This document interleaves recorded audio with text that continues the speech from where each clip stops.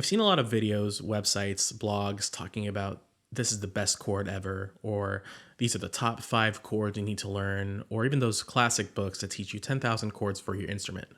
While these things are fine if you're a casual musician just trying to learn your favorite songs, if you want to be a little more serious, you should dig a little deeper. In this video, despite the title, I'm not going to tell you your favorite chord is BS, but I'm going to show you some concepts that you can apply to your favorite chords and build some more interesting harmonies for anything that you're working on. Let's first look at a chord in isolation. One thing that can make or break a chord is the voicing that you use. Each voicing, even for the same chord, will have a totally different flavor from any other voicing that you use.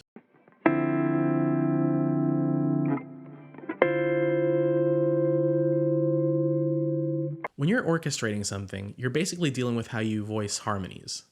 Usually this term is applied to larger settings such as orchestras or big bands.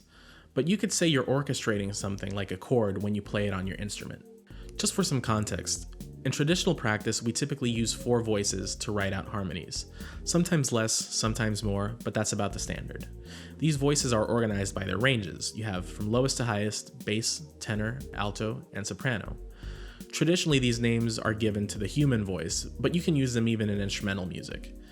In any given piece, the lowest part of the piece can be always referred to as the bass part. So the term voicing comes from choral music and how pitches were distributed to the chorus.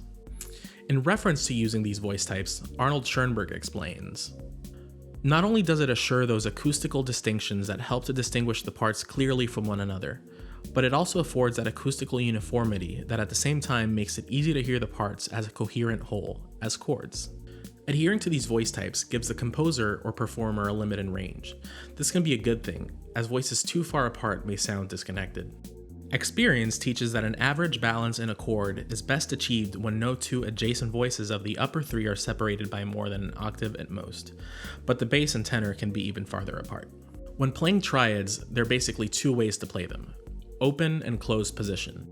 Closed position is defined as follows. The upper 3 voices all sing chord tones so spaced that no other chord tone can be inserted between 2 adjacent voices.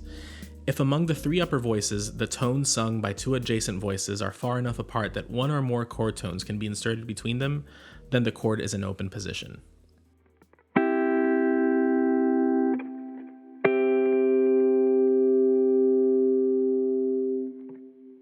Using these 2 chord types, you can then apply inversions to come up with new voicings.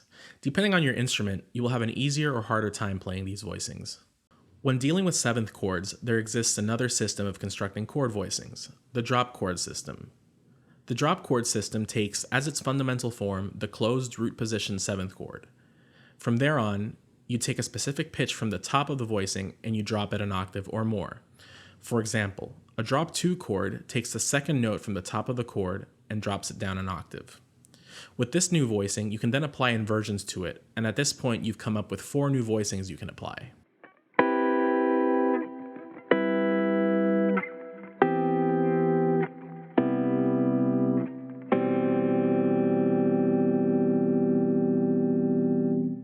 Drop voicings typically used are drop 2, drop 3, drop 2 and 3, and drop 2 and 4, and rarely you have things like double drop 2, drop 3.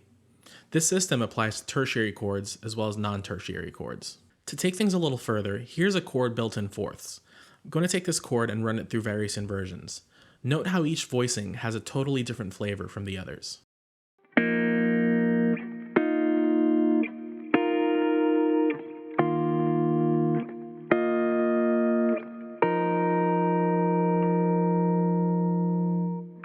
Another concept you can apply is context. This is simple. You can take any chord and play it, and it's going to sound like a chord. But if you put that chord into a context and surround it by different harmonies, you can totally enhance or change the feeling conveyed by the chord.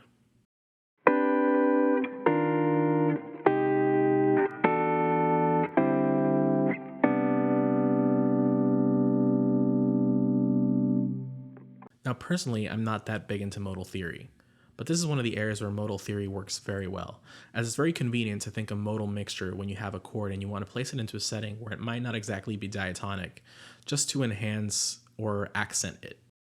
So before moving on, I'll give you another example. Look at this chord.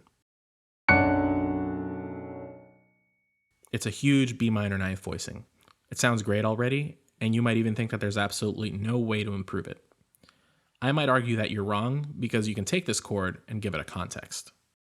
This chord is in Maurice Ravel's composition Gaspard de la Nuit. It's in the first movement, and it's in a section that I honestly consider to be one of, if not the most beautiful moments in music ever.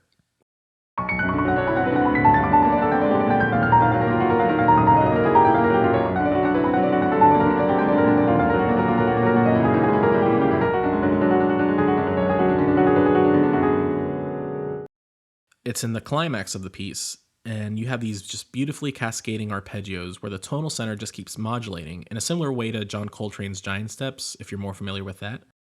In the middle of that section is this chord. Although we actually hear this chord voiced slightly differently at the beginning of the section, it's the first chord in the section actually, but something about going through the cycle of major thirds once and then returning to it makes it hit harder. And I think it just makes it an amazing section of music. And it's a great example of what putting a chord in a context is, because this is not just a B minor ninth chord. It's actually part of a bigger scheme that Maurice Ravel was putting together. Lastly, there's another concept that works hand in hand with voicings and context. Dmitri Tymoczko has something to say about this. Certain musical principles remain relatively constant across styles. One of the most important of these dictates that harmonies should, in general, be connected by efficient voice leading.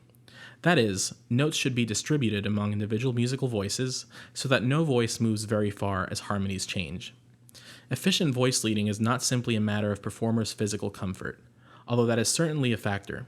It also enables listeners to segregate the auditory stimulus into a series of independent musical lines, which is a prerequisite for understanding polyphony.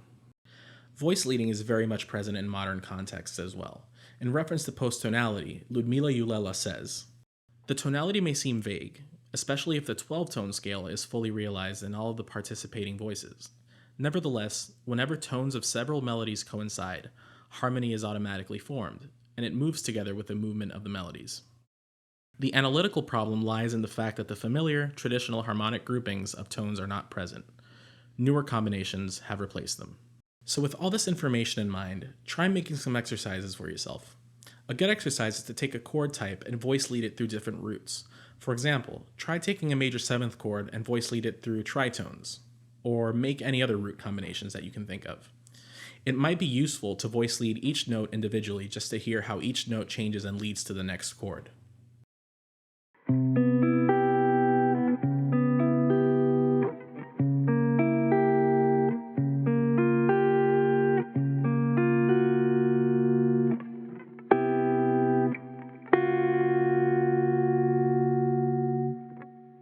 Another thing you can do is just randomly place your hand on your instrument and move one note at a time, then listen to the resulting harmonies. This forces you to voice lead through a structure you're totally unfamiliar with, while relying on your ear to come up with something you like, and can often lead you into really interesting territories.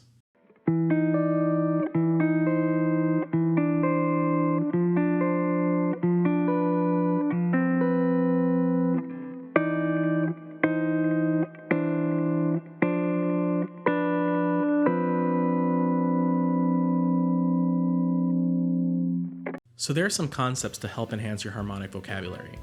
Hopefully some of this gets some ideas kicking in your head on whatever it is you're working on. If you liked the video, hit thumbs up, subscribe, share with your friends, and don't forget to follow me on social media, the links are below. Thanks for watching.